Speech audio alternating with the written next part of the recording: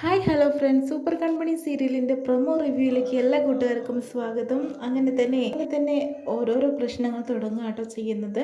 അങ്ങനെ സ്വന്തം അച്ഛനും അമ്മയായിരിക്കും ഏട്ടനെ അപായപ്പെടുത്താൻ ശ്രമിച്ചതെന്ന് അറിയാൻ വേണ്ടിയിട്ട് തന്നെ ഭാഗ്യശ്രീ സുമിത്രയെ വിളിക്കുന്നുണ്ട്. ആ സമയത്ത് തന്നെ പറയുന്നുണ്ട്, അച്ഛൻ ICUവിലാണ്, ആകെ ടെൻഷനാണ്, എനിക്ക് പേടിയാവുന്നു മോനെ എന്ന രീതിയിലൊക്കെ പറയുന്നു കേട്ടോ.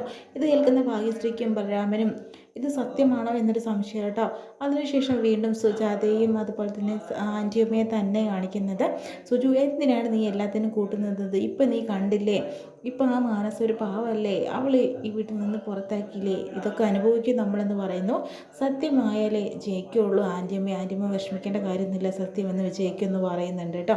അതിനുശേഷം തന്നെ കൺമണി അന്വേഷിക്കുന്നു. അമ്മായിമാരൊക്കെ രാവിലെ തന്നെ അവളെ കാണാനില്ലല്ലോ, അവൾ അമ്പലത്തിലേക്ക് പോയിട്ടുണ്ടാവും എന്ന് പറയുന്നു. ആ സമയത്ത് ഉണ്ണി നമ്പൂതിരി വരുന്നുണ്ട്. അങ്ങനെ കൺമണി പ്രാർത്ഥിച്ചുകൊണ്ടിരിക്കുന്ന സമയത്ത് തന്നെ കൺമണി ചേച്ചി എന്ത് പ്രാർത്ഥിച്ചുകൊണ്ടിരിക്കുന്നത്, പ്രാർത്ഥിക്കുന്ന ഒരാൾ വരാൻ പോകുന്നുണ്ട് കേട്ടോ.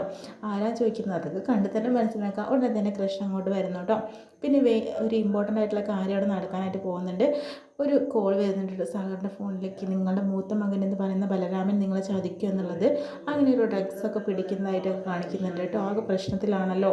അപ്പോൾ സാഗറിനെയും തെറ്റിദ്ധരിപ്പിക്കുന്നുണ്ട്, അത് ഈ ബലരാമനാണ് തന്നെ ചതിക്കാനായിട്ട് പോകുന്നതെന്ന്. ബലരാമനാണെങ്കിലോ നേരെ തിരിച്ചും ചിന്തിക്കുന്നുണ്ട്, അച്ഛൻ തന്നെ ചതിക്കുമോ എന്നുള്ളത്. ഇപ്പോൾ ആകെ പ്രശ്നമാണ്. പക്ഷേ ഇവരുടെ ഇടയിൽ ഒരാൾ വ്യക്തമായി കളിച്ചുകൊണ്ടിരിക്കുക കേട്ടോ ചെയ്യുന്നത്.